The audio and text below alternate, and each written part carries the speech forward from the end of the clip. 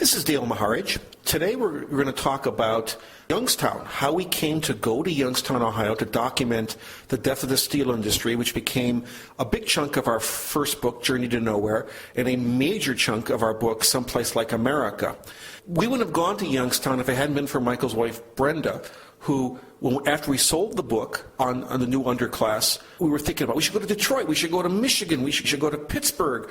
We had no idea, and then Brenda gave me this article in the Wall Street Journal called Youngstown, a Necropolis.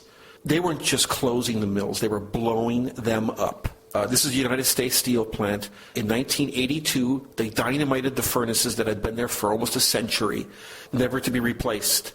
50,000 jobs were lost in the Mahoning Valley. We made plans to go to Youngstown. We became friends with Professor John Russo, who said, you got to talk to this guy, Mr. Marshall, who worked at the Ohio Works. So today we're going to tell you a little bit about the Marshalls. Mr. Marshall worked in the plant for 37 and a half years.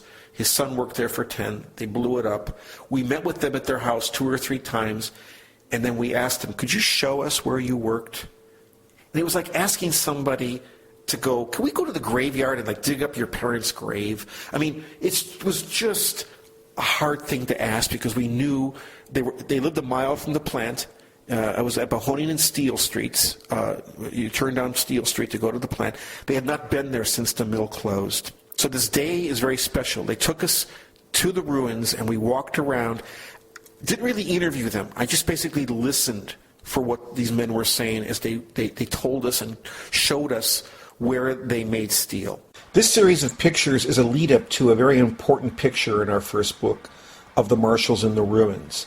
You can see here the blue-marked image on the contact sheet that Michael made from the series of negatives, and here's how it appeared in the book.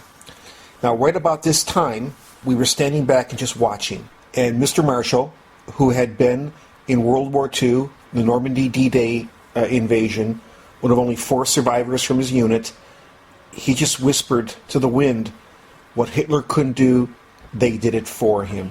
And then later, in 1995, Bruce Springsteen interpreted this line as, them big boys did what Hitler couldn't do.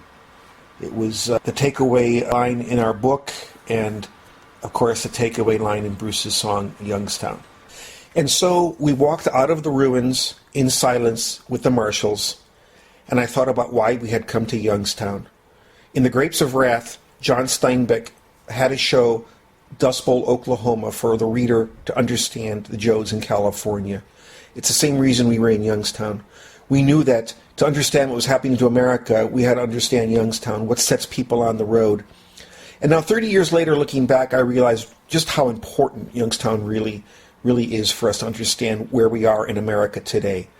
We went from caring about guys like this who just wanted to celebrate another day of working to the focus being on Wall Street, the big boys, hedge fund managers.